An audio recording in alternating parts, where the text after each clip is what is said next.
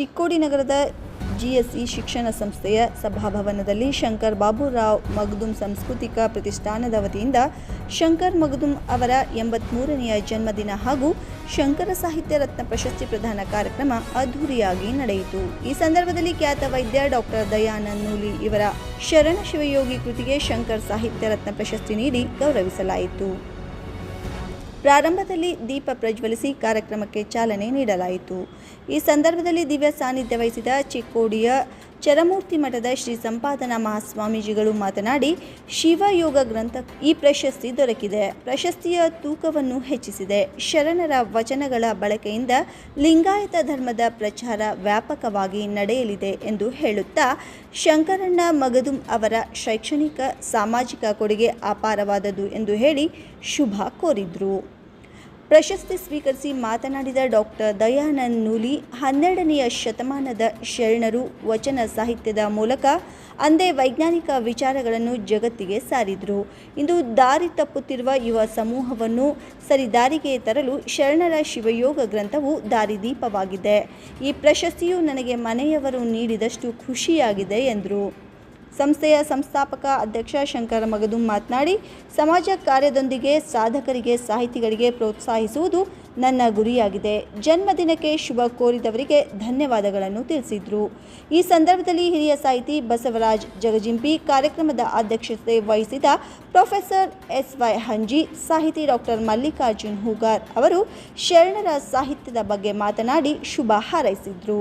ಸಾಹಿತಿ doctor PG Kempannavar ಪ್ರಾಸ್ತಾವಿಕವಾಗಿ ಮಾತನಾಡಿದರು. ಈ ಸಂದರ್ಭದಲ್ಲಿ ನಿತಿನ್ ಮಗದುಮ್, ನಿರ್ದೇಶಕ Iranna Hampannavar, SS ಬೆನ್ನಡೆ, Suresh Shetty, SR ಡೊಂಗರೆ, MS Patil, ಹಲವು ಗಣ್ಯರು, ಅಭಿಮಾನಿಗಳು ಹಾಗೂ ಶಿಕ್ಷಣ ಸಂಸ್ಥೆಯ ಬೋಧಕೇತರ ಸಿಬ್ಬಂದಿ ಪಾಲ್ಗೊಂಡು ಶಂಕರ್ ಮಗದುಮ್ ಅವರಿಗೆ ಜನ್ಮದಿನದ ಶುಭಾಶಯ ಕೋರಿ ಗೌರವಿಸಿದರು. ಪ್ರಾಚಾರ್ಯರಾದ ವಿವೇಕಾನಂದ ಹಳ್ಳೊಳ್ಳಿ ಸ್ವಾಗತಿಸಿದ್ರು. ರವಿ ಮಾಯ್ನವರ್ ನಿರೂಪಿಸಿದ್ರು. ಸೀಮಾ ಹುಕ್ಕೇರಿ ವಂದಿಸಿದ್ರು.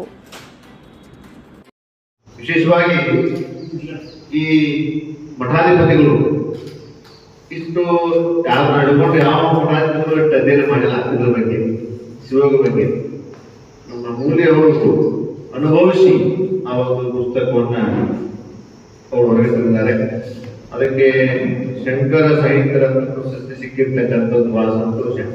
ಅವರು ಪ್ರಶಸ್ತಿಯಾಗಿ ಪುಸ್ತಕವನ್ನು ಬರೆದಲ್ಲ ಅಂತ ಹೇಳಿದ, ಆದರೂ ಕೂಡ ಇಂಥ ಅಮೂಲ್ಯವಾಗಿರ್ತಕ್ಕಂಥ ಗ್ರಂಥಗಳು ಮಠಮಾನ್ಯಗಳೆಲ್ಲ ಕೂಡ ಇರಬೇಕು ಮತ್ತು ಅವ್ರು ಹೇಳಿದ್ದಾರೆ, ಈಗಾಗಲೇ ಎಲ್ಲಾ ಮಠಕ್ಕೆ ಹೋಗ್ತೀನಿ, ಎಲ್ಲಾ ಸ್ವಾಮಿಗಳು ಪುಸ್ತಕ ಕೊಡ್ತೀನಿ, ಹಂಗಲ್ಲ ಪಕ್ಕ ತಗೊಂಡು ಕೊಡ್ತಾರ.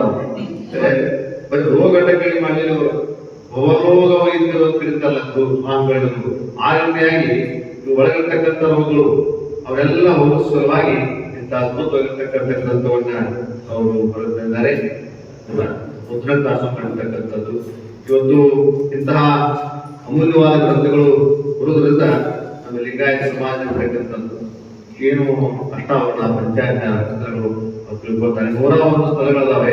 ಅವ್ರು ಹೇಳಿದ ರಚನಾಚಿಕೆ ಪ್ರಚಾರ ಆಗಿಲ್ಲ. ಅದ ಕಾರಣ ಸಂಸ್ಕೃತ ಶ್ಲೋಕಗಳನ್ನು ಬಳಕೆ ಮಾಡಿದ್ದಾರೆ.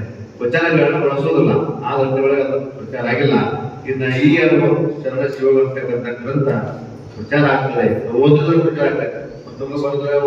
ಎಲ್ಲ ಬರೀ ಲಿಂಗಾಯತ ಓದಬೇಕಂತಿಲ್ಲ, ಎಲ್ಲಾ ಸಮಾಜದ ಓದಬೇಕು ಈ ಪುಸ್ತಕವನ್ನು. ಆ ಪುಸ್ತಕಗಳು ಈಗಾಗಲೇ ಇಂದು ನಾವು ಮಠದಲ್ಲಿ ಮೀಟಿಂಗ್ ಮಾಡಿದ್ವಿ. ಬರ್ತಕ್ಕಂಥ ಕುಟಾಪುರದ ಪುರಾಣ ಚಿಕ್ಕೋಡಿ 15ನೇ ತಾರೀಕಿಗೆ ಅವಾಗ ಡಾಕ್ಟರ್ ಅವರನ್ನ ಕರೆಸಿ ಸನ್ಮಾನ ಮಾಡಬೇಕು ಅಂತಕ್ಕಂಥ ವಿಚಾರವನ್ನು ಕೂಡ ನಿನ್ನೆ ದಿವಸ ಮಾತನಾಡಿದ್ದಾರೆ. ಆ ಕಾರ್ಯಕ್ರಮ ಕೂಡ 15ನೇ ತಾರೀಕು ಶುರು ಆಗ್ತದೆ. ಕುಟಾಪುರ ಚರಿತ್ರೆ ಆ ಟೈಮಲ್ಲಿ ಡಾಕ್ಟರ್ ಗೌರವಿಸುವಂತ ಕೆಲಸ ಪಾದಯಾತ್ರೆ ಸಲ್ಲಿದವರು ಮಾಡ್ತಾರೆ ಅಂತಕ್ಕಂಥ ಮಾತು ಹೇಳ್ತಾರೆ. ಇಂಥ ಗ್ರಂಥಗಳು ಡಾಕ್ಟರಿಂದ ಇನ್ನಷ್ಟು ಬರಲಿ ಅಂತ ಹಾರೈಸಿ ಎರಡು ಮಾತಿಗೆ ಮಾಡಬೇಕು. ಮುಂಚೆಲ್ಲ ಹಾಕಿದ್ದೀವಿ, ಮಾತಾಡುವಾಗ ಕೈ ತಗೊಂಡು ಹೆಚ್ಚು ಮಾತಾಡ್ತಾರೆ, ಅಷ್ಟು ಮಾತಾಡ್ಲಿ ಅಂತ ಬಿಟ್ಟಿವಿ. ಮುಂಚೆ ಧನ್ಯವಾದಗಳು. ಪೂಜ್ಯರೇ, ಗೌರವಾನ್ವಿತ ಅತಿಥಿಗಳೇ, ಆತ್ಮೀಯರೇ, ನನ್ನೆಲ್ಲ ಹಿತೈಷಿಗಳು, ನಿಮ್ಮೆಲ್ಲರಿಗೂ ಶರಣಾರ್ಥಿಗಳು. ನನ್ನ 83ನೇ ಜನ್ಮದಿನವನ್ನು ಪ್ರೀತಿಯಿಂದ ಆಚರಿಸಿಕೊಂಡು ಬಂದಿರುವುದರಿಂದ ನನಗೆ ಪರಮಾನಂದವಾಗಿದೆ. ಇದು ನನ್ನ ಜೀವನದ ಮರೆಯಲಾರದ ದಿನವೆಂದು ಹೇಳುತ್ತೇನೆ. ನನ್ನ ಜನ್ಮದಿನದ ನೆನಪು ವಿಶೇಷವಾಗಿ ಎಂಬ ಉದ್ದೇಶದಿಂದ ಈ ವರ್ಷದಿಂದ ನಮ್ಮ ನಾಡಿನ ಒಬ್ಬ ಸಾಹಿತಿಗಳಿಗೆ ಗೌರವಿಸಿ ಶಂಕರ ಸಾಹಿತ್ಯ ರತ್ನ ಪ್ರಶಸ್ತಿ ಕೊಟ್ಟು ಸರ್ಕಾರಗಳು ಯೋಜನೆಯನ್ನು ಹಾಕಿಕೊಂಡಿರುವುದು ತುಂಬಾ ಸ್ಮರಣೀಯವಾದದ್ದು. ಅದಕ್ಕೆಲ್ಲ ಮಾರ್ಗದರ್ಶನ ಮಾಡಿದ ಹಿರಿಯ ಸಾಹಿತಿಗಳಾದ ಪ್ರೊಫೆಸರ್ ಹಂಜಿ ಹಾಗೂ ಡಾಕ್ಟರ್ ಕೆಂಪಣ್ಣವರು ಇವರ ಸಲಹೆಯನ್ನು ಸ್ಮರಿಸಲೇಬೇಕು. ನಮ್ಮೂರಿನ ಹಿರಿಯ ವೈದ್ಯರು ಹಾಗೂ ಸಾಹಿತಿಯಾಗಿರುವ ಡಾಕ್ಟರ್ ದಯಾನಂದ ಅವರಿಗೆ ನಮ್ಮ ಪ್ರತಿಷ್ಠಾನದ ಪ್ರಥಮ ಪುರಸ್ಕಾರ ದೊರೆತಿರುವುದು ನಮ್ಮೆಲ್ಲರ ಸಂತೋಷ ಸಂಗತಿಯಾಗಿದೆ. ಇಂಥ ವಿಶಿಷ್ಟ ಕಾರ್ಯಕ್ರಮ ಬಂದಿರುವ doctor Basavaraj Jagadish, doctor ಎಸ್.ವೈ. ಹಂಜಿ, doctor MB. Hoogar ಹಾಗೂ ಬಿ.ಜಿ. ಕೆಂಪಣ್ಣವರು ಇವರೆಲ್ಲ ಉಪಸ್ಥಿತಿಯ ಈ ಕಾರ್ಯಕ್ರಮಕ್ಕೆ ಶೋಭೆ ತಂದಿದೆ. ಅದೇ ರೀತಿ ನಮಗೆ ಸದಾ ಆಶೀರ್ವಾದ ನೀಡುತ್ತಿರುವ ಚಿಕ್ಕೋಡಿ ಪೂಜ್ಯ ಶ್ರೀ ಸಂಪಾದಕ ಶ್ರೀಗಳ ಸಾನ್ನಿಧ್ಯ ದೊರೆತಿರುವುದು ನಮ್ಮ ಭಾಗ್ಯವೆಂದು ಭಾವಿಸಿ ನಮ್ಮ ಸಂಸ್ಥೆ ಎಲ್ಲ ಸಿಬ್ಬಂದಿವರೆಗೂ ಮತ್ತು ಬಾಂಧವರಿಗೂ ಮಾಧ್ಯಮಿಕರಿಗೂ ನಮಸ್ಕರಿಸಿ ನಾನು ವಿರಾಮ ಬರುತ್ತೇನೆ. ಹಾಕೊಳ್ತಾರೆ, ನೀವು ನನ್ನ ತಂದೆ ಸಮಾನ, ನಾನು ನಿಮ್ಮ ಮಗ, ಏನ್ ತಪ್ಪಾವೆ ಸನ್ಮಾನ ಮಾಡ್ಕೊಳ್ತಿದ್ದಾರೆ, ಏನ್ ಚೆನ್ನಾಗಿರುತ್ತೆ ಅಂತ ಜನ ಅಂತ ಅವತ್ತು ನಾನು ಶಂಕರನ್ನ ಕೇಳಿದೆ. ಯಾಕೆಂದ್ರೆ ಒಂದು ಕಡೆ ನನ್ನ ತಂದೆ ಮತ್ತು ಅವರು ಕೂಡಿ ವ್ಯಾಪಾರ ಮಾಡಿರೋದು. ಆವತ್ತು ಹೊಟೇಲ್ಗಳು ಇಲ್ಲದೆ ಇರೋ ದಿನ ಅವರು ಊಟ ಕಟ್ಕೊಂಡು ಇಬ್ರು ನಮ್ಮ ತಂದೆಯವರ ಮತ್ತು ಶಂಕರನ್ನ ಬಡತನವನ್ನ ಅತ್ಯಂತ ಸಮೀಪದಿಂದ ನೋಡಿ ಈ ಸ್ಥಿತಿಗೆ ಬಂದವರು. ಹೀಗಾಗಿ ಶಂಕರನ್ನ ನನ್ನ ತಂದೆ ಸ್ವರೂಪದೆಲ್ಲ ನಾನು ನೋಡ್ತಾ ಇರ್ತೀನಿ ಯಾವಾಗಲೂ. ಈ ಅವರು ಪ್ರಶಸ್ತಿ ಕೊಡೋದು ನನಗೆ ಯಾಕೋ ಅಷ್ಟೊಂದು ಈಗ ಅನಿಸ್ಲಿಲ್ಲ. ಈಗ ಮಂಡ್ಯದಿಂದ ಬರುತ್ತೆ, ಮೈಸೂರಿಂದ ಬರುತ್ತೆ ಅಂತ ಇಲ್ಲಿ ಮನೆಯವರು ಕೊಡೋ ಪ್ರಶಸ್ತಿ ತರ ಆಗಿಬಿಡುತ್ತೆ. ಬೇರೆ ಯಾರೋ ಸಾಹಿತಿ ಕೊಡೋದು ಬೇರೆ, ಮನೆ ಮಗಳಿಗೆ ಕೊಡೋ ಸಾಹಿತ್ಯ ಪುರಸ್ಕಾರ ಅನ್ನೋದು ಚೆನ್ನಾಗಿರೋದು ನನಗೆ ಬೇಡ ಅಂದ್ರೂ ಅವ್ರು ಕೇಳಿಲ್ಲ. ಇಲ್ಲ, ಅಂಜಿ ಸರ್ ಎಲ್ಲರೂ ತೀರ್ಮಾನ ಮಾಡ್ಕೊಂಡಿದ್ದಾರೆ, ಕಮಿಟಿಯವರು ತಗೊಳ್ಳೇಬೇಕು ಅಂತ ಹೇಳಿದ್ರು. ಅತ್ಯಂತ ಸಂತೋಷದಿಂದ ಸಂಭ್ರಮದಿಂದ ಈ ಪ್ರಶಸ್ತಿಯನ್ನು ನಾನು ಸ್ವೀಕರಿಸ್ತಾ ಇದ್ದೀನಿ. ಎಲ್ಲರಿಗೂ ನಾನು ಸೇರಿದ್ದೇನೆ. ಇಲ್ಲಿ ನನ್ನ ಇಡೀ ಕುಟುಂಬ ಸೇರ್ಕೊಂಡಿದೆ. ಅಂಜಿಯವರಂದ್ರೆ ನಮ್ಮ ತಂದೆ ತಾಯಿಯವರ ಮೊದಲ ಮಗ ಅವನು ಅಂತಿದ್ದು, ನಮ್ಮ ತಂದೆಯವರು ಯಾವಾಗ. ಹಾಗೆ ಕೆಂಪಣ್ಣವರು ಸರ್ ಕೂಡ, ಜಗಜಂಬಿ ಸರ್ ಬಂದಿದ್ದಾರೆ, ಯಾವಾಗಲೂ ನನ್ನ ಕುಂಡಿಗರಿಗೆ ಆಶೀರ್ವಾದವನ್ನ ನೀಡಿದವರು. ಹಾಗೆ ಮುಗಾರ್ ಸರ್ ಬಂದಿದ್ದಾರೆ, ಅವರು ಕೂಡ ಅಷ್ಟೇ ನನ್ನ ಅಭಿಮಾನಿಗಳು. ಅಲ್ಲ ಕಥಾ ಸಂಕಲನ ಅಲ್ಲ, ಇದು ಎಲ್ಲಿ ಬೇಕಾದ್ರೂ ಒಯ್ದು ಓದೋ ಪುಸ್ತಕ ಇದಲ್ಲ. ಪೂಜಾ ಮಂದಿರದಲ್ಲಿ ಇಷ್ಟಲಿಂಗ ಪೂಜೆ ನಂತರ ಅಥವಾ ನಿಮ್ಗೆ ಯಾವ ಆರಾಧ್ಯ ದೈವ ಇದೆಯಲ್ಲ ಆ ಪೂಜೆ ನಂತರ ಕೇವಲ 2 ಪುಟಗಳನ್ನ ಓದಿ ಮನನ ಮಾಡಿಕೊಂಡು ನಿಮ್ಮದೇ ಆದ ಒಂದು ನೋಟ್ಸ್ ಮಾಡಿಕೊಂಡು ಅದನ್ನು ಬರೆದಿಟ್ಟುಕೊಂಡು ಕೊನೆಯವರೆಗೆ ಓದ್ತಾ ಹೋದಲ್ಲಿ ಅದು ನಿಮಗೆ ಅರ್ಥವಾಗುತ್ತದೆಯೇ ಹೊರತು ಅದು ಅರ್ಥವಾಗುವುದಿಲ್ಲ. ಒಂದು 12ನೇ ಶತಮಾನದ ಕಾಲದ ಘಟ್ಟ. ಅಲ್ಲಿ ಶರಣರ ಒಂದು ಸಮೂಹ, ಬಸವಣ್ಣನವರಿದ್ದಾರೆ. ಸುಮ್ಮನೆ ಉಳಿಸಿಕೊಳ್ಳಿ, ಒಂದು ದೃಶ್ಯ ಕಲ್ಪನೆಯನ್ನ ಮನಸ್ಸಿನಲ್ಲಿ ಉಳಿಸಿಕೊಳ್ಳಿ. ಯಾಕೆ ಸೂಡಿಗಲ್ಲಿನಂತೆ ನಾಡಿನಾದ್ಯಂತ, ದೇಶದಾದ್ಯಂತ, ಜಗತ್ತಿನಾದ್ಯಂತ ಎಲ್ಲ ಜನರು ಅಲ್ಲಿ ಬಂದಿರಬಹುದು. ಸುಮ್ಮನೆ ಉಳಿಸಿಕೊಳ್ಳಿ. ಈಗ ನೋಡಿ, ನಾವು ಕಾರ್ಯಕ್ರಮ ಬಂದಿದೆ, ಕಾರ್ಯಕ್ರಮ ಮುಗಿಯುತ್ತೆ, ನಮ್ಮ ಮನೆಗೆ ನಾವೆಲ್ಲ ಹೋಗ್ತೀವಿ. ಅನುಭವ ಮಂಟಪಕ್ಕೆ ಬಂದ ಶರಣೆಯರು ಅಲ್ಲೇ ಉಳಿಯುವಂತಹ ಯಾವ ಆಕರ್ಷಣೆ, ಯಾವ ತತ್ವ ಅಲ್ಲಿ ಅವರಿಗೆ ಉಳಿಯುವಂತೆ ಮಾಡಿತು? ಎಲ್ಲಿವರೆಗೆ? ಕಲ್ಯಾಣ ಕ್ರಾಂತಿಯ ನಂತರ ತಮ್ಮ ಜೀವವನ್ನ ಪಣಕ್ಕಿಟ್ಟು ವಚನ ಸಾಹಿತ್ಯದ ಸಂರಕ್ಷಣೆಗೋಸ್ಕರ ನಮ್ಮ ನಿಮಗೆಲ್ಲ ವಚನ ಸಾಹಿತ್ಯವನ್ನ ಸಿಗೋಲು ಯಾವಾಗಲೂ ತಿರುಗಾಡುತ್ತಾ, ವೈರಿಗೊಳದೆ ಹೋರಾಡುತ್ತಾ ತಮ್ಮ ಜೀವವನ್ನು ಬಲಿಕೊಟ್ಟು ಎಲ್ಲಿಂದ ಎಲ್ಲಿಗೆ? ಕಲ್ಯಾಣದಿಂದ ದುರ್ಗಮವಾದ ಉಳುವಿಯ ನಂತರ.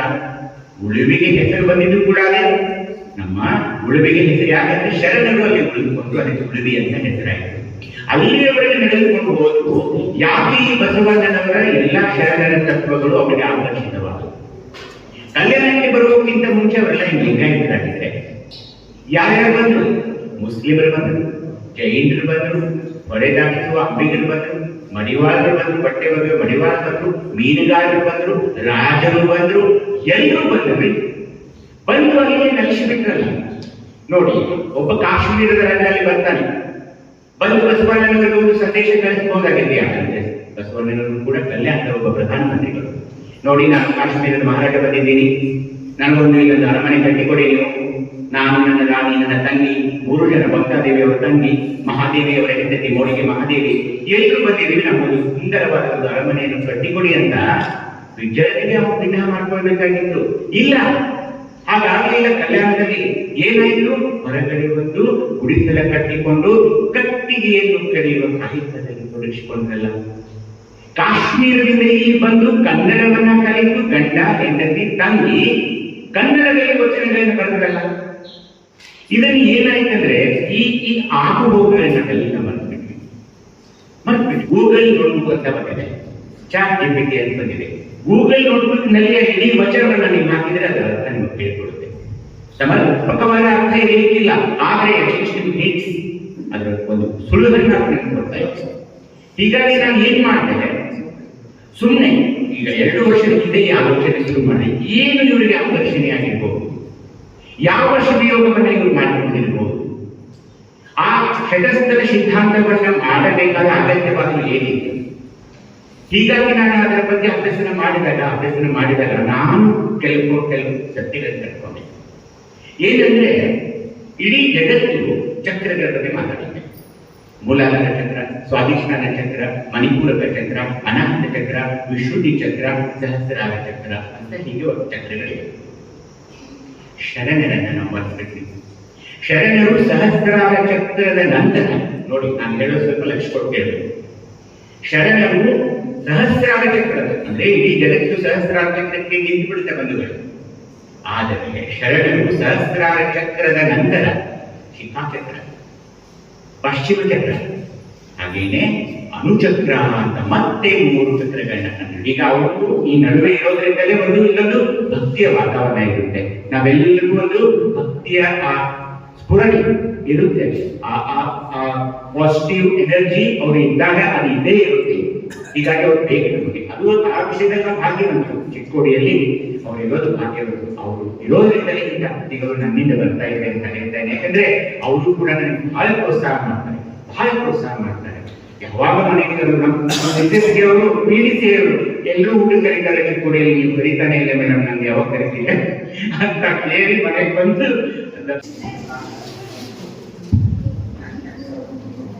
ಚಿಕ್ಕೋಡಿಯ ಪ್ರತಿಷ್ಠಿತ ಶಂಕರಣ್ಣ ಬಾಬುರಾವ್ ಮತ್ತು ಸಾಂಸ್ಕೃತಿಕ ಪ್ರತಿಷ್ಠಾನ ಈ ಸಂಸ್ಥೆಯ ಹಿರಿಯರು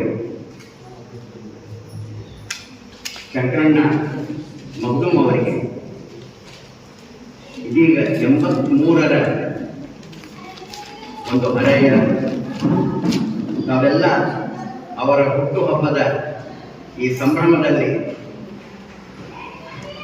ಪಾಲ್ಗೊಂಡು ಅದಕ್ಕೆ ಸಾಕ್ಷಿಯಾಗಿದ್ದೀರಿ. ಈ ಸಂಭ್ರಮವನ್ನ ಇಮ್ಮಡಿ ನೂರ್ಮಡಿಗೊಳಿಸುವಂತೆ ಅವರ ಹೆಸರಿನಲ್ಲಿ ಆರಂಭವಾಗಿರುವಂತಹ ಪ್ರಶಸ್ತಿ ಶಂಕರ ಸಾಹಿತ್ಯ ರತ್ನ. ಈ ಪ್ರಶಸ್ತಿಗೆ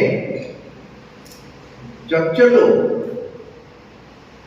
ವರ್ಷವೇ ಭಾಜನರಾದಂತಹ ಚಿಕ್ಕೋಡಿಯ ಖ್ಯಾತ ವೈದ್ಯರು ಮಿತ್ರರು ಆದ ಡಾಕ್ಟರ್ ದಯಾನಂದ್ ನೂರಿ ಅವರನ್ನ ಅಭಿನಂದಿಸಿ, ಸರ್ಗೆ ನಡೆದಾಡುವ ದೇವರು ಅಂತ ನಾವು ಹೇಳ್ತೇವೆ. ಯಾಕಂದ್ರೆ ದೇವರಿಗೆ ಎಲ್ಲ ಕಡೆ ಇರಕ್ಕಾಗುದಿಲ್ಲ ಅಂತ ಹೇಳ್ಕೊಂಡ ಡಾಕ್ಟರ್ನ ಈ ಭೂಮಿ ಮೇಲೆ ಹುಟ್ಟಿಸಿದ್ದಾರೆ ಅನ್ನುವಂಥ ಒಂದು ಮಾತಿದೆ. ಇವರು ಬರೇ ನಡೆದಾಡೋ ದೇವರಲ್ಲ, ನಡೆದಾಡಿಸೋ ದೇವರು. ನಡೆದಾಡಿಸೋದೇನ ಓಡಾಡಿಸೋ ದೇವರು. ಈಗ ಪುಸ್ತಕ ಒಂದು ಬರೋದ ನಮ್ಮ ಸ್ವಾಮಿಗಳು ನಿದ್ದಿನ ಹಾಳು ಮಾಡಿಬಿಟ್ಟಾರ. ನಾನು ನೋಡಿದ್ರೆ ಕೇಳಿದ್ದು ನೋಡಿದ್ದು ಯಾಕರು ಮರೇ ಪುಸ್ತಕ ಅದು ಸಾಣದನ್ನು ಅದನ್ನ ನೆಟ್ವರ್ಕ್ ಆಗುದಿಲ್ಲ ಅಂತ ಒಂದು ಕೃತಿಯನ್ನು ರಚನೆ ಮಾಡಿ ಇಷ್ಟು ಗೊಂದಲಕ್ಕೆ ಹಾಕಿದಾರಲ್ಲ. ಈಗ ಈ ಕೆಲಸ ಯಾರು ಮಾಡಬೇಕಾಗಿತ್ತು ಒಮ್ಮೊಮ್ಮೆ ಆಶ್ಚರ್ಯ ಅನಿಸ್ತದೆ. ಅದನ್ನು ನಾನು ಅವ್ರ ಜೊತೆಗೆ 2 ವೇದಿಕೆಗಳ ಮೇಲೆ ಇಟ್ಕೊಂಡು ಅನುಭವಿಸಿ ಹೇಳ್ತೇನೆ. ಅಂತ ಡಾಕ್ಟರ್ ದಯಾನಂದ್ ನೂರಿ ಅವರು ಶೇಕ್ಸ್ಪಿಯರ್ ಕವಿ ಹೇಳ್ತಾರೆ, ಹೆಸರಿನಲ್ಲಿ ಏನಿದೆ, what is there in the name. ಹೆಸರಿನ ತಕ್ಕ ಯಾರು ಇರುವುದಿಲ್ಲ, ಆದರೆ ಅದಕ್ಕೆ ಒಂದು ಎಕ್ಸೆಪ್ಷನ್, ಅಪವಾದ ಎನ್ನುವ ರೀತಿಯಲ್ಲಿ ಡಾಕ್ಟರ್ ದಯಾನಂದ್, ಎಲ್ಲರಿಗೂ ದಯೆ ಕರುಣೆಯನ್ನು ತೋರಿಸುವಂತಹ, ಅದರಿಂದಲೇ ಆನಂದವನ್ನು ಹೊಂದುವಂತಹ ದಯಾನಂದ್ ಅವರು ಬಹಳ ಸಂವೇದನಶೀಲ ವೈದ್ಯರು. ನಾನು ಗಮನಿಸಿದಂತೆ, ಯಾಕಂದ್ರೆ ನಾ 74ನೇ ಇಸ್ವಿಗೆ ನಿಪ್ಪಣಿಗಿದ್ದೀನಿ, ಅಂದಿನಿಂದ ಇಂದಿನವರೆಗೂ ನಾನು ಅವರನ್ನು ಬಹಳ ಹತ್ತಿರದಿಂದ ನೋಡಿ ಈ ಮಾತನ್ನು ಹೇಳ್ತಾ ಇದ್ದೇನೆ. ಅಂಥ ಹೆಸರಿಗೆ ಸಾರ್ಥಕತೆಯನ್ನು ತಂದುಕೊಟ್ಟಂಥವ್ರು ನಮ್ಮ ಡಾಕ್ಟರ್ ದಯಾನಂದ್ ನೂಲಿಯವರು. ಅವರು ಇಲ್ಲಿವರೆಗೆ ಏನೊಂದು ವೈದ್ಯಕೀಯದ ಬಗ್ಗೆ ಆಳವಾದ ಅಧ್ಯಯನ ಮಾಡಿದ್ರು. ಅದರೊಳಗೆ ಅವರು ಸಾಕಷ್ಟು ನುರಿತ ಒಳಗಿದ ವೈದ್ಯರೆನಿಸಿದರು. ಅದೆಲ್ಲ ಒಂದು ಭಾಗ. ಆದರೆ ಅವರ ಅನುಭವ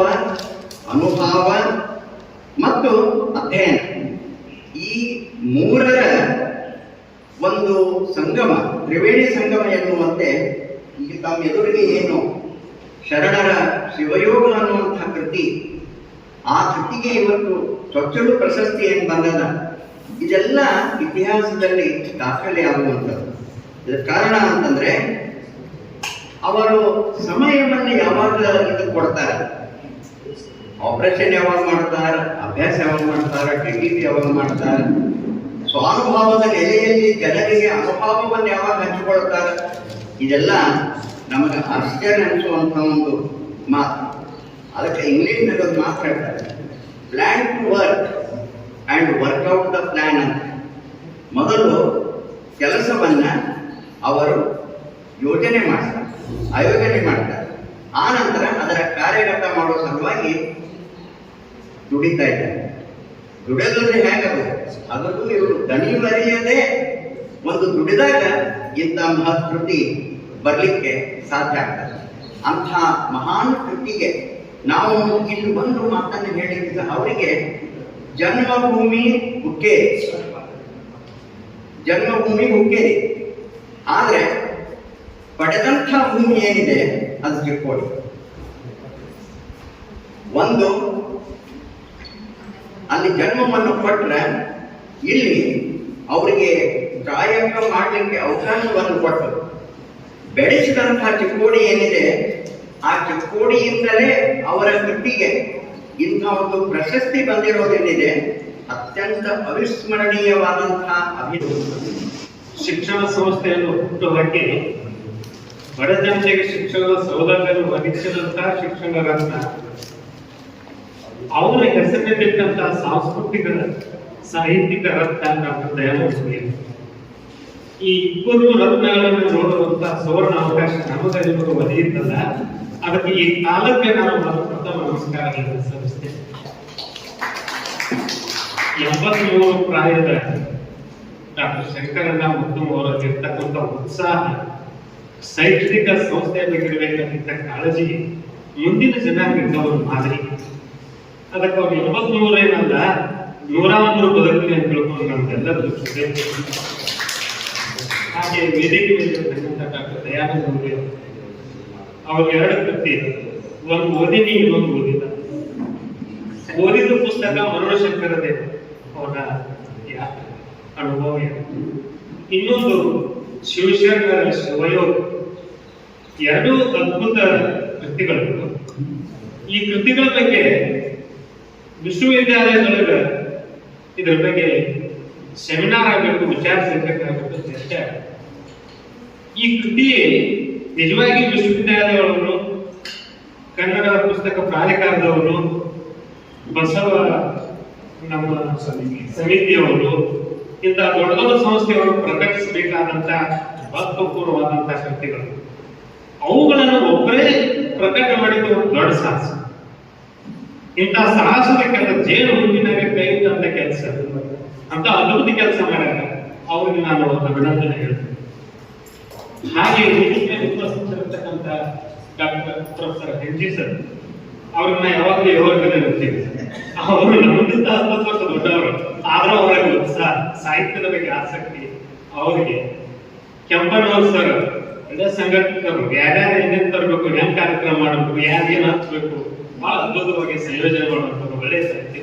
ಅವರನ್ನ ಹಾಗೆ ಶಂಕರನ ಮತ್ತು ಚಂದ್ರಜೋಧನ ಅವರಿಂದ ಮತ್ತು ಹಂಪಣ್ಣನವರು ಎಲ್ಲರನ್ನು ನಡೆಸ್ತಾ ಇನ್ನು ಆಸಕ್ತಿಯಿಂದ ಇಷ್ಟು ಉತ್ಸಾಹದಿಂದ ಕೂತಿ ಕೇಳಿದ್ರಲ್ಲ ಅದು ಬಹಳ ಬಂದ್ಬಿಟ್ಟು ಕೇಳೋರ್ತಾರೆ ಕೇಳೋರು ಯಾಕೆ ಕೇಳ್ತಾ ಕೂಡ ತಿಳ್ಕೊಂಡು ಎದ್ದಿರ್ತಾರೆ ಆದ್ರೆ ಕೇಳುವ ಸೌಜನ್ಯ ಇತ್ತಲ್ಲ ಅದು ಬಹಳ ಅದಕ್ಕೆ ನಿಮ್ಮೊಂದಿಗೆ ನನಗೆ ವೇಳೆ ಆಗಿದೆ ನನಗೆ ಗೊತ್ತಿದೆ. ಕಾಲ ಯಾರನ್ನು ನಿಲ್ಲಿಸುವುದಿಲ್ಲ. ಆ ಕಾಲದ ಪರಿಕ್ರಮಣೆ ಪರಿಕಲ್ಪನೆ ಒಳಗಡೆ ಒಂದೆರಡು ಮಾತಾಡ್ತೀನಿ. ಬಹಳ ದಿವಸದಿಂದ ಕಾಲವಂಗ ಹಸದು ಉಂಟಾಗ್ತೀವಿ. ಎಷ್ಟೋ ದಿವಸದಿಂದ ನೂಲಿ ಸರ್ ಬಗ್ಗೆ ಮಾತಾಡ್ಬೇಕಂತ ಅನಿಸ್ತಿತ್ತು. ಮನೆ 26ನೇ ತಾರೀಕು ಬೆಳಗಾವಿ ಕಾರ್ಯಕ್ರಮ ಇತ್ತು. ಅದಕ್ಕೆ ನಾನು ಹಾಜರಾಗಬೇಕಾಗಿ ಅವ್ರು ಆಗಲಿ ನಾನು ಮಂಡ್ಯದವರಿಗಿದ್ದೆ. ಆ ನಂತರ ಕಾರ್ಯಕ್ರಮ ಸೇರ್ತಲ್ಲ ಅಂತ ಒಂದು ಹರಾಳಿ. ಆದ್ರೆ ಇವತ್ತು ಈ ಪುಸ್ತಕದ ಬಗ್ಗೆ ಈ ಗ್ರಂಥದ ಬಗ್ಗೆ ಅವರಿಗೆ ಪ್ರಶಸ್ತಿ ಬರುವ ಸಂದರ್ಭದ ಬಗ್ಗೆ ಮಾತನಾಡುವಂತ ಈ ಕಾರ್ಯಕ್ರಮ ಭಾಗವಹಿಸುವಂತ ಅವಕಾಶ ಸಿಗ್ತದ ನಿಜವಾಗಿ ನನಗೆ ಬಹಳ ಸಂತೋಷ ಆಗಿದೆ. ಅದಕ್ಕೆ ಚಿಕ್ಕೋಡಿ ಸಾಹಿತ್ಯ ಬಳಗವನ್ನ ಅವರು ಯುವಕರ ಆಗಿದ್ದಾರೆ ಅಂತಕ್ಕಂಥ ವಿಚಾರ. ಇನ್ನು ಎರಡನೇದಾಗಿ ಈ ಹುಟ್ಟುಹಬ್ಬವನ್ನ ವಿಧಾಯಕವಾಗಿ ಮಾಡಬೇಕು, ರಚನಾತ್ಮಕವಾಗಿ ಮಾಡಬೇಕು ಹಾಗೆ ತಿಳ್ಕೊಂಡು ಅದನ್ನ ಬರೀ ಹೂವಿನ ಹಾರ ಹಾಕೊಂಡು ಶಾಲ್ ಹಾಕೊಂಡು ಮಾಡೋದ ನಡೀತಾ ಇದೆ. ಆದ್ರೆ ಅದು ವೈಶಿಷ್ಟ್ಯಪೂರ್ಣವಾಗಿ ಮಾಡಬೇಕು ಅನ್ನೋದಕ್ಕ ಅವರು ಎಲ್ಲ ಹಿರಿಯರು ಹೇಳಿದ್ಮೇಲ ಇಲ್ಲ ಈ ವರ್ಷದಿಂದ ಒಂದು ಹೊಸ ವಿಚಾರವನ್ನ ಮಾಡೋಣ ಅಂತ ತಿಳ್ಕೊಂಡು ಇಲ್ಲ ಈ ಪ್ರಶಸ್ತಿಗಳನ್ನು ಕೊಡಬೇಕು. ಹಾಗೆ ಪ್ರಶಸ್ತಿಗಳನ್ನು ಕೊಡಬೇಕು ಅಂದಾಗ ಅದನ್ನ ಯಾವ ರೀತಿ ಇರಬೇಕು ಅನ್ನೋದು ಕೂಡ ಈ ಸಂದರ್ಭದೊಳಗ ಇಲ್ಲ ನಮ್ಮ ಭಾಗದ ವೈದ್ಯರು, ವೈದ್ಯ ಸಾಹಿತಿಗಳು, ಕವಿಗಳು, ಲೇಖಕರು ಮೊನ್ನೆ ಬಹುಶಃ 8 ದಿವಸದೊಳಗ ಆ ಬೆಳಗಾವದೊಳಗ ಈ ಶರಣರ ಸಿರಿಯು ಬರ್ತಕ್ಕಂಥ ಕೃತಿ ಬಿಡುಗಡೆಯದು ನಮ್ಮೆಲ್ಲ ವಿದ್ವಾಂಸರು ವೇದಿಕೆ ಮೇಲೆ ಇರ್ತಕ್ಕಂಥ ಎಲ್ಲ ಹಿರಿಯರು ನಾವು ಹೆಸರನ್ನು ಮರೆತುಕೊಂಡಿಲ್ಲ. ಯಾಕಂದ್ರೆ ನಾಡಿದ್ದು ಅವರೆಲ್ಲ ಆಲೋಚನೆ ಮಾಡಿ ಇವತ್ತ ಡಾಕ್ಟರ್ ದಯಾನಂದ ನೂಲಿ ಅವರ ಶರಣ ಸಿರಿಯೋಗ ಕೃತಿಯನ್ನು ಕೊಡಬೇಕು. ಹಾಗೆ ಮೊದಲು ನಾವು ವಿಚಾರ ಮಾಡ್ಕೊಂಡು ಬಹುಶಃ ಮಗುಳ ಶಂಕರದೇವರ ಯಾತ್ರೆಗೆ ಅದಕ್ಕೂ ಯಾಕಂದ್ರೆ ಪ್ರಶಸ್ತಿಗಾಗಿ ಬರೆದಂತಹ ಕೃತಿ ಅಲ್ಲ, ಪ್ರಶಸ್ತಿಗಳು ಹುಡುಕೊಂಡು ಬರುವಂತ ಕೃತಿ. ಹೀಗಾಗಿ ಈ ಶಂಕರ ಸಾಹಿತ್ಯ ರತ್ನ ಅಂತಕ್ಕಂಥ ಪ್ರಶಸ್ತಿಯನ್ನ ಮೊಟ್ಟ ಮೊದಲ ಬಾರಿಗೆ ನಮ್ಮ ಡಾಕ್ಟರ್ ದಯಾನಂದ ನೂಲಿ ಸರ್ ಅವರಿಗೆ ಕೊಡಬೇಕು ಅಂತ ತಿಳ್ಕೊಂಡು ವಿಚಾರ ಮಾಡಿದಾಗ ಈ 2 ಮಹತ್ವದ ಕಾರ್ಯಕ್ರಮಗಳು ಅದಕ್ಕ ಎಲ್ಲ ನಾಡಿನ ಹಿರಿಯ ಸಾಹಿತಿಗಳು ನನಗೆ ಕೆಂಪಣ್ಣವ್ರ ಸರ್ ಮಾತನ್ನ ಹೇಳಿದ್ರಿಲ್ಲ, ಸ್ವಲ್ಪ ಸಂಖ್ಯೆ, ಯಾಕಂದ್ರೆ ಈ ಸಂಖ್ಯೆ ಕಡಿಮೆ ಆಗ್ಲಿಕ್ಕೆ ಬೆಂಕಿನೂ ಕಾರಣ ಅದ, ಬಿಸಿಲು. ಬಹುಶಃ ಈ ಸಂಖ್ಯೆ ಯಾಕೆ ಇವತ್ತು ರವಿವಾರ ಮೊಬೈಲ್, ಟಿವಿ, ಬಿಸಿಲು ಇಂಥ ಸಂದರ್ಭದೊಳಗ ಮನೆಯಿಂದ ಹೊರಗೆ ಬರ್ತಕ್ಕಂಥವ್ರು ಇಲ್ಲೇ ಇದ್ದಾಗಲೂ ಕೂಡ ಎಷ್ಟು ಜನ ಬಂದಿದ್ದಾರಲ್ಲ, ಇದು ಬಹಳ ಅಂತಕ್ಕಂಥದ್ದು. ಹೀಗಾಗಿ ಇಲ್ಲಿ ನಾವು ಶಂಕರಣ್ಣ ಅವ್ರ ಬಗ್ಗೆ ಮಾತಾಡೋದು ಅಥವಾ ನೂಲಿ ಸರ್ ಅವ್ರ ಬಗ್ಗೆ ಮಾತಾಡೋದು, ಆಮೇಲೆ ಇಲ್ಲಿರ್ತಕ್ಕಂಥ ಶರಣ ಸಿರಿಯೋಗದ ಬಗ್ಗೆ ಮಾತಾಡೋದು ನಮ್ಮ ಉಗಾರ್ ಸರನ್ನ ಸರಿಯಾದ ವಿವರಣೆ ನೀಡಿದ್ದಾರೆ. ನನಗೆ ಇವತ್ತು ಏನ್ ಅನಿಸ್ತಾ ಇದೆ ಅಂತ ಕೇಳಿದ್ರೆ, ಇಂಥ ಒಂದು ದೊಡ್ಡ ಕೃತಿ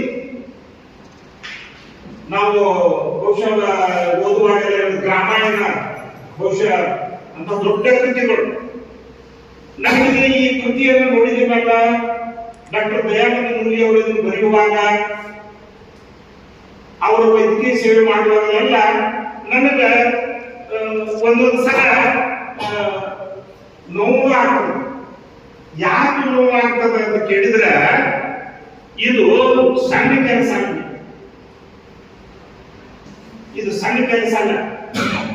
ಈ ಬರವಣಿಗೆ ಒಳಗ ಈ ಲಿಂಗಾಯತ ಧರ್ಮದ ವಚನ ಸಾಹಿತ್ಯದ ಇದನ್ನ ಮಾಡಲಿಕ್ಕೆ ತೊಡಗಿದವರೆಲ್ಲ ಅಂಗಿ ಹಾಕೊಂಡು ಹೋಗ್ಬೇಕು.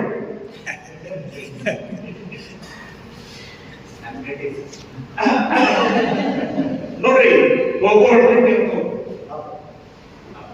ಹಳಕಟ್ಟಿ ಅಂತವ್ರು, ಚನ್ನಪ್ಪ ಹುಬ್ಬೆಟ್ಟಿ ಅಂತವ್ರು, ಡೆಪ್ಯೂಟಿ ಚನ್ನಬಸಪ್ಪನವರು ಅಂತವ್ರು 19ನೇ ಶತಮಾನ 20ನೇ ಶತಮಾನದೊಳಗ ಈ ಧರ್ಮದ ಸಲುವಾಗಿ ವಚನ ಸಾಹಿತ್ಯದ ಸಲುವಾಗಿ ತಮ್ಮನ್ನು ತಾವು ಅರ್ಪಿಸಿಕೊಂಡು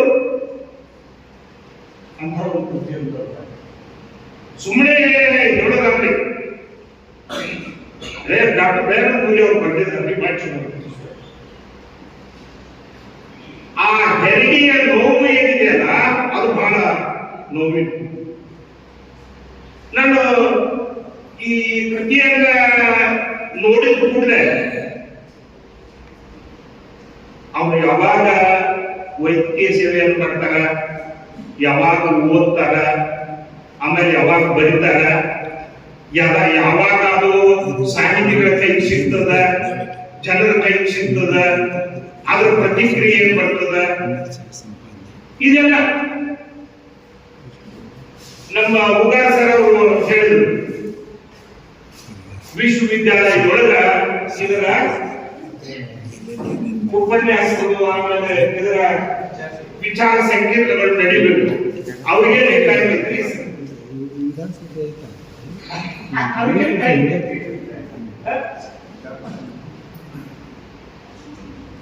ಇವತ್ತು ಈ ಬಹಳ ನೋವಾಗತಕ್ಕಂಥ ವಿಚಾರಗಳನ್ನು ನಮ್ಮ ಶಂಕರಣ್ಣ ಮಕ್ಕಳು ಅವರು ಇದೇನು ತಂದಿರಿ ನೀವು ಶಿವಪೂಜಾ ಕಟ್ಟಿರ್ಬೇಕ ಮತ್ತೆ ಇರಬೇಕು, ಪ್ರಶಸ್ತಿ ಕೊಡ್ಬೇಕು, ಆಮೇಲೆ ಗುರುತಿಸಬೇಕು, ನಮ್ಮ ಹತ್ರ ಹಿಡಿದು ತರಬೇಕು. ಏನು ಎದಕ್ಕೆ ಬೇಕಾಗಿತ್ತು ಸುಮ್ಮನೆ. ಆದ್ರ ಜೀವನದೊಳಗ ಉಳಿಯೋದು ಇದು ಒಂದ. ಜೀವನದೊಳಗೆ ಏನು ಉಳಿತದೆ? ಎಷ್ಟು ಮಂದಿ ಈ ಭೂಮಿ ಮ್ಯಾಲ ಎಷ್ಟು ಮಂದಿ ಹುಟ್ಟಿ ಎಷ್ಟು ಮಂದಿ ಮಣ್ಣಾಗ ಹುಟ್ಟಿದಾರ ಗೊತ್ತಿಲ್ಲ. ಆದ್ರೆ ಆ ಮಣ್ಣೊಳಗೆ ಮಣ್ಣಾಗ ಹೋದವರೆಗೆ ಹೋದ್ರು ಆ ವಚನ ಸಾಹಿತ್ಯ ಮಕ್ಕಳು ಇವತ್ತು ಕೂಡ ಆಮೇಲೆ ಮಾತಾಡ್ತಾ ಸಿದ್ಧಾರ್ಥ ಸಿಕ್ಕಾಪಟ್ಟೆ ಸರ್ ಮಾತಾಡಿದ್ರು. ಇದನ್ನ ನಮ್ಮ ವಿಮರ್ಶಕರು, ನಮ್ಮ ವಿದ್ವಾಂಸರು, ವಿದ್ವತ್ ಮುನಿಗಳು ಯಾರು ಕೂಡ ಇದನ್ನ ಸ್ಪಷ್ಟವಾಗಿ ಹೇಳೋದಿಲ್ಲ. ನನಗೆ ನೋವು ಆಗ್ತದೆ. ಯಾಕೆ ನೋವು ಆಗ್ತದಂದ್ರೆ ಉಗಾಸ ಆ ಕೃತಿ ಕಾರಣ ಯಾವುದು ಕೃತಿಯ ಕಾಲ 14ನೇ ಶತಮಾನ. ಹೌದ್ರಿ? ಅದನ್ನ ಯಾಕೆ ಸರಿ 14ನೇ ಶತಮಾನ. ಅದರೊಳಗ ಚರ್ವಣವಾಗಿರುವುದು ವಚನ ಸಾಹಿತ್ಯದ ಎಲ್ಲ. ಮತ್ತ ಅದನ್ನ ಇವರೆಲ್ಲ ತಲೆ ಮೇಲೆ ಇಟ್ಕೊಂಡು ಟೀಕೆ ಮಾಡೋದಲ್ಲ, ಅದನ್ನ ತಲೆ ಮೇಲೆ ಇಟ್ಕೊಂಡು ಇದನ್ನು ಪುರಸ್ಕಾರ 2026 ಈ ಒಂದು ಕಾರ್ಯಕ್ರಮಕ್ಕೆ ಈ ಕಾರ್ಯಕ್ರಮದ ವೇದಿಕೆ ಮೇಲೆ ವಿರಾಜಮಾನರಾಗಬೇಕಾಗಿರ್ತಕ್ಕಂಥ ದಿವ್ಯ ಸಾನ್ನಿಧ್ಯ ವಹಿಸಿರ್ತಕ್ಕಂಥ ಮಣಿಪುರ ಜಗದ್ಗುರು ಸಂಪಾದನಾ ಮಹಾಸ್ವಾಮಿಗಳು ಬರಬೇಕಾಗಿತ್ತು. ಆದರೆ ಕೆಲವೇ ಗಂಟೆಗಳಲ್ಲಿ ಈ ವೇದಿಕೆಗೆ ಆಗಮಿಸ್ತಾರೆ. ಹಾಗೂ 83ರ ವಸಂತಕ್ಕೆ ಪಾದಾರ್ಪಣೆ ಮಾಡಿದ ಶಿಕ್ಷಣ ಪ್ರೇಮಿ ಬಡ ವಿದ್ಯಾರ್ಥಿಗಳಿಗೆ ಶಿಕ್ಷಣದ ದಾನವನ್ನು ನೀಡಿರ್ತಕ್ಕಂಥ ಹಾಗೂ ರಾಜಕೀಯ ಮುತ್ಸದ್ದಿಗಳು, ಗಣ್ಯ ವ್ಯಾಪಾರಸ್ಥರಾಗಿರ್ತಕ್ಕಂಥ ಸಂಸ್ಥೆಯ ಚೇರ್ಮನ್ಗಳಾದ ಶ್ರೀ ಶಂಕರಣ್ಣ ಬಾಬುರಾವ್ ಮತ್ತು ಇವರಿಗೆ ಕೂಡ ತಮ್ಮೆಲ್ಲರ ವತಿಯಿಂದ ಹೃದಯಪೂರ್ವಕವಾಗಿ ಸ್ವಾಗತವನ್ನು ಬಯಸುತ್ತೇನೆ.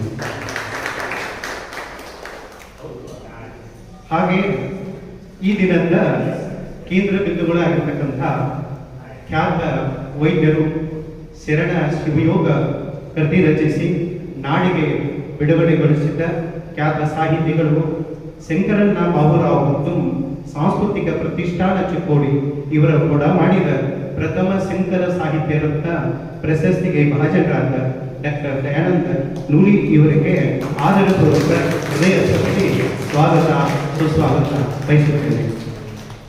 ಪೂಜ್ಯರು ಆಗಮಿಸಬೇಕು.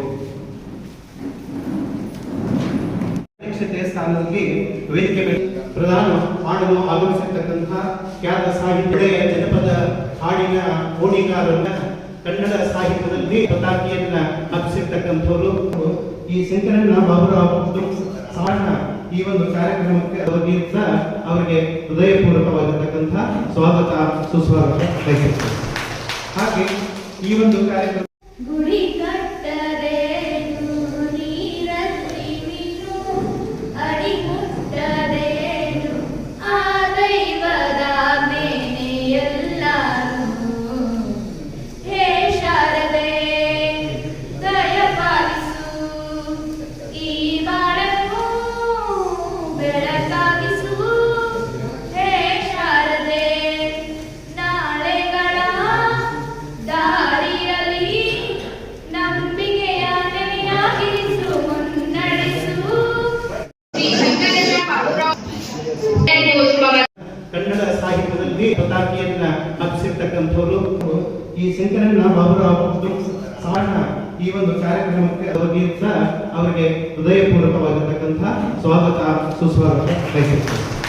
ಹಾಗೆ ಈ ಒಂದು ಕಾರ್ಯಕ್ರಮ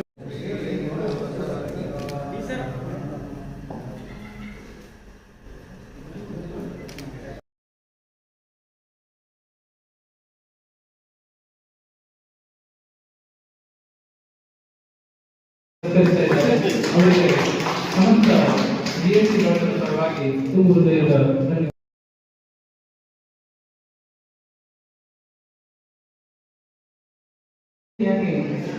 ಇಂಗ್ಲಿಷ್ ಮಾಧ್ಯಮ ಪ್ರಾಥಮಿಕ ಶಾಲೆ ಹಾಗೂ ಹೈಸ್ಕೂಲ್ನ ಸಿಬ್ಬಂದಿಗಳು